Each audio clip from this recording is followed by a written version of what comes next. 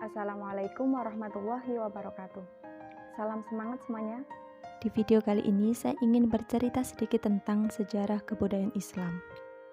Tapi kok gambarnya pohon ya? Lalu ada hubungan apa sejarah Islam dengan sebuah pohon?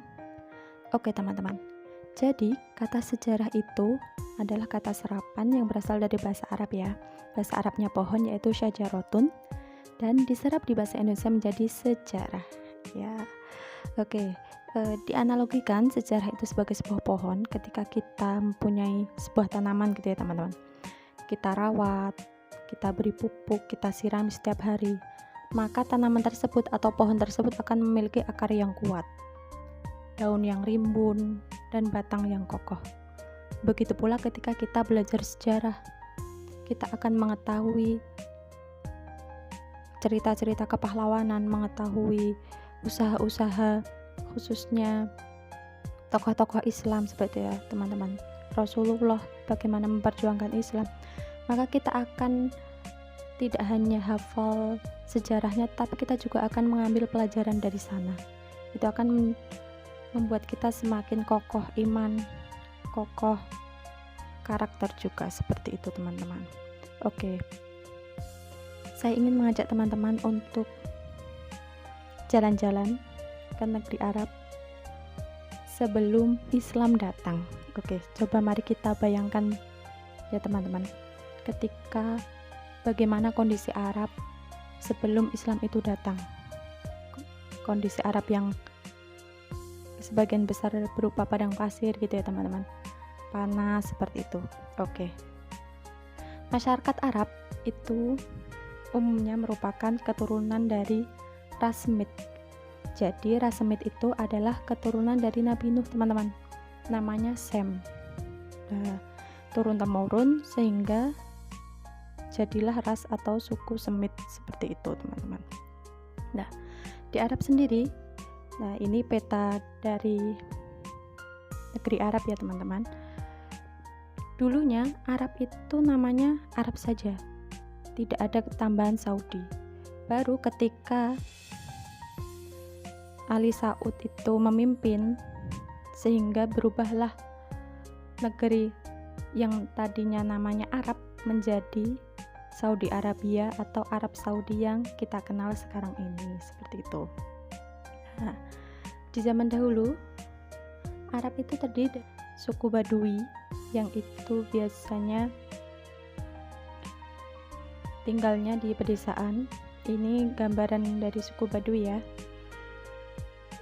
Rata-rata suku Badui itu terkenal kurang mampu, kasar, keras, seperti itu teman-teman. Karena memang usaha untuk hidup di pedesaan itu memang sulit, jadi menjadikan watak mereka mungkin ya jadi kasar, jadi keras, suka berjudi, suka minum-minuman seperti itu.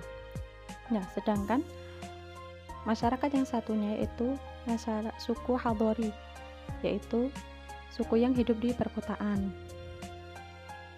Kesehariannya biasanya itu berdagang seperti, karena watak dari suku-suku Arab sebelum Islam datang itu cenderung keras gitu ya teman-teman, sehingga sering sekali terjadi peperangan. Bahkan karena hal kecil sekalipun itu sering memicu peperangan yang bahkan sampai bertahun-tahun gitu teman-teman, sampai puluhan tahun. Itu misal dari perang Basus. Nah, dulu sebelum Islam datang itu pernah terjadi peperangan, namanya salah satunya itu perang Basus teman-teman. Itu sebab awalnya karena kepala unta itu dilukai, karena pemiliknya bernama Basus itu, maka terjadilah perang Basus selama 40 tahun. Asing ketika zaman Islam sebelum datang itu sering terjadi perang saudara, perang antar suku. Itu karena prinsip hidup masyarakat Arab waktu itu adalah darah dibalas dengan darah. Sekalipun itu darah dari binatang ternaknya, maka harus dibalas dengan darah juga, seperti itu. Nah, ada lagi yang perang namanya perang Dahis wa al-Ghabro. Nah, itu awalnya adalah disebabkan karena tadinya ada kegiatan balapan gitu ya teman-teman, antara balap kuda dan keledai, karena salah satu pihak itu melakukan kecurangan gitu ya. Jadi terjadilah perang Dahis ini. Kita sering mendengar ya teman-teman, masyarakat Arab sebelum Islam itu sering disebut sebagai masyarakat jahiliyah atau zaman kebodohan gitu ya teman-teman. Nah, itu maksudnya adalah karena masyarakat waktu itu belum dapat hidayah seperti itu teman-teman. Sebenarnya kalau ditelusuri lebih lanjut itu masyarakat Arab pada waktu itu pintar-pintar teman-teman. Misalkan banyak yang menjadi seorang penyair pidato seperti itu teman-teman. Nah, ini salah satu ketika masyarakat Arab itu melantunkan syair-syairnya itu biasanya dilantunkan di tempat terbuka sehingga bisa ditonton banyak orang seperti itu. Sebenarnya syair-syair orang masyarakat Arab waktu itu juga bagus-bagus. Nah, kenapa disebut dengan jahiliyah? Karena memang akhlaknya itu kurang pas gitu teman-teman. Ada banyak yang berjudi, minum khamar, membunuh anak perempuan. Itulah yang dinamakan kenapa masa itu disebut sebagai masa jahiliyah seperti itu. Nah, ada lagi satu kebiasaan masyarakat Arab sebelum Islam itu adalah mengundi nasib. Jadi ini gambar pintu Ka'bah yang sekarang ya teman-teman. Jadi dulu sebelum Islam datang itu Ka'bah dikelilingi banyak berhala teman-teman.